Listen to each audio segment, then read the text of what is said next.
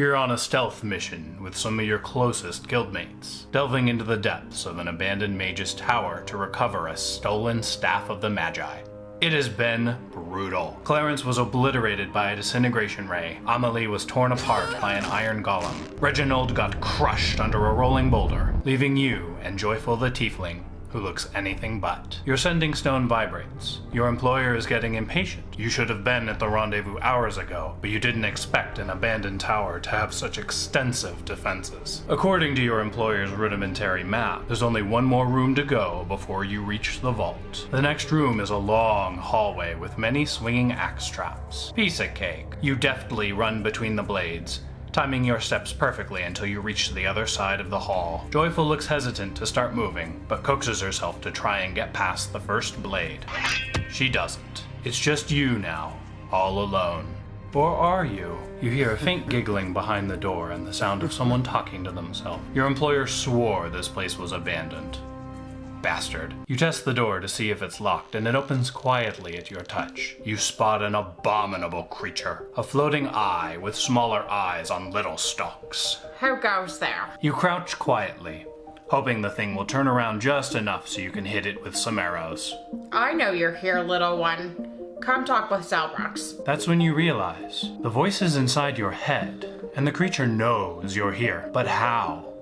Why? You respond nervously to the creature, and you learn that the staff is here, and the mage who stole it is in hiding, but the creature will not give it up due to its orders. You sigh, and release an arrow at its center eye, trying to blind it. You miss. The creature breaks off communication with your mind and looses a ray of energy at you. It envelops your body and robs you of your movement, no matter how much you struggle to regain control. Zelbrax doesn't like when visitors are mean. Goodbye. The creature hits you again and again with an agonizing ray of necrotic energy. Before you fade to black, you finally remember what this thing is.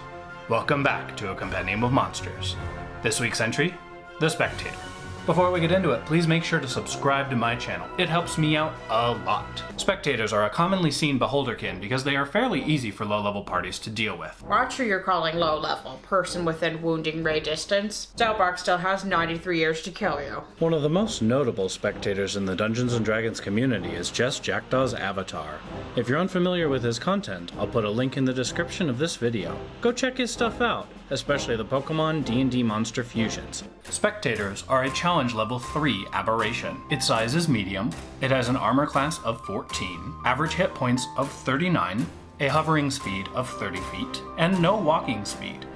You better roll. Spectators have dark vision and telepathy out to 120 feet and are immune to the prone condition. Spectators have a reaction ability in addition to their normal actions, but let's get to the main damage first. Spectators have a bite attack, and that is an absolute last resort, especially since their strength modifier is negative. They do, however, shoot 2 eye beams at you every single one of their turns. Each beam requires a save, meaning it automatically hits. There are 4 possible beam choices: a confusion ray, a paralyzing ray, a fear ray, and a wounding ray. A failed confusion ray save means your character will attack random targets with melee and ranged attacks. If you can't make an attack, you do nothing, but don't count on that. This only lasts until the end of your character's next turn, thank goodness. A failed paralyzing ray save, as seen earlier, means you're paralyzed for 1 minute. Surprise! And all melee attacks against you have advantage and are critical hits. If the spectator has any help, you're probably toast. A failed fear ray save causes you to be frightened for 1 minute. You're allowed to save at the end of each of your turns, but with disadvantage if you can see the spectator. However, if you save against the fear, you aren't immune to it for 24 hours like you are with some other creatures.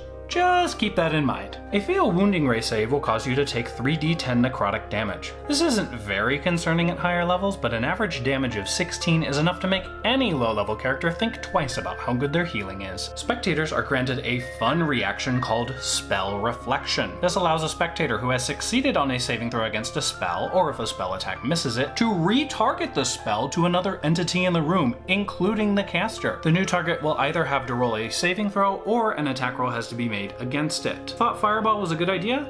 Your crispy teammates think otherwise. Spectators are summoned by a magic ritual. Remember, they're aberrations and therefore do not exist in nature. Components for this gruesome ritual include 4 beholder eye stalks, sorry Xanathar, that the ritual's magic consumes to create the spectator. Spectators measure 4 feet across and their eyes are always located in sets of 2 on either side of their single eye, which does not have an anti-magic cone effect. When successfully summoned, a spectator will guard an area or treasure for 101 years or less and only allow their specific summoner or approved guests to venture through unharmed. Spectators need to eat and drink, but they can cast a lesser version of create food and water to sustain themselves for 24 hours. Gosh, that would really help me with my food bills. A spectator will guard a treasure as long as it's kept in the area they're told to guard. If the treasure is stolen or destroyed before 101 years are up, the spectator vanishes, returning to the plane of existence from whence they came. As seen earlier, spectators can speak and use telepathy out to 120 feet. They prefer telepathy because look at that tongue, man.